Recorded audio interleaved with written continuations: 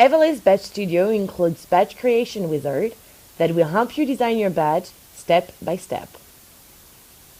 We will see how to use the wizard without a database.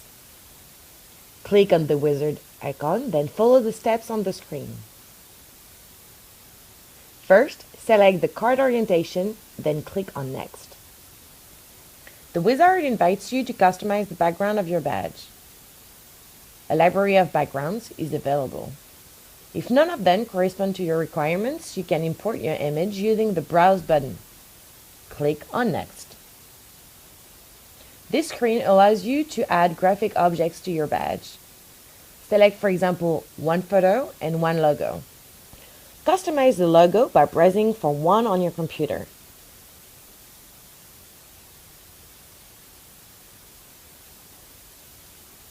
Now you can choose the number of text fields that will appear on your card and customize them directly in the wizard. When you click on Finish, your badge will appear on the screen with the items selected during the previous stages. Now you just need to move them and double-click to customize them.